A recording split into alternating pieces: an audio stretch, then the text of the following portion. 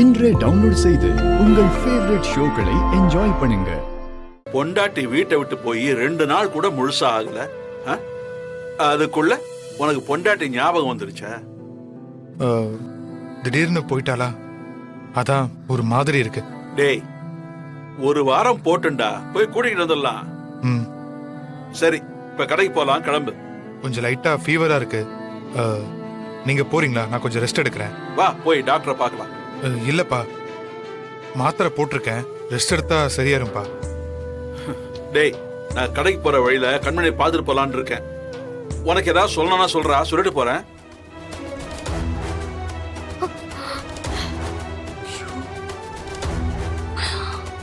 டேய், ஏதாவது வாங்கிட்டு போகணும்னா சொல்றா, வாங்கிட்டு போறேன். ஒண்ணு வேணாம், இப்பதான் போய் பார்த்துட்டு வந்தேன். வெளி, நீ ஏதாவது சொல்லணுமா?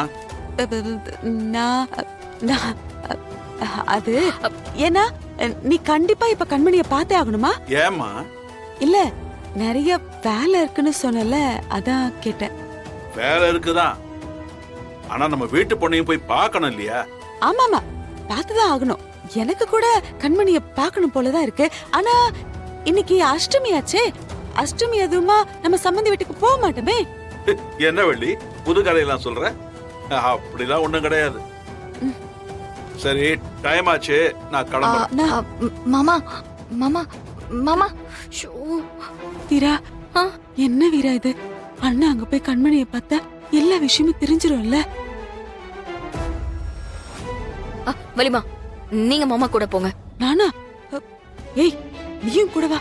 இல்ல வலிமா, எனக்கு முக்கியமான ஒரு வேலை இருக்கு. நீங்களும் பிருந்தாவும் மாமா கூட போங்க. எப்படியாவது கண்மணி உண்மையை மட்டும் சொல்ல விடாம பாத்துக்கோங்க வலிமா. என்ன வீரா நீ, நாங்க சமாளிச்சிருவோமா? சமாளிச்சிடலாம் வலிமா, நீங்க போங்க. பிருந்தா, சொல்றது புரிஞ்சதுல? கண்மணி அக்கா மாமாவை பார்த்தா எப்படி ரியாக்ட் பண்ணுவான்னு தெரியலையே. ஏய், அதுக்கு தாண்டி உங்களை நான் போகவே சொல்றேன். நீங்க பார்த்து போயிட்டு வாங்க. வலிமா, போங்க வலிமா, பார்த்து போங்க.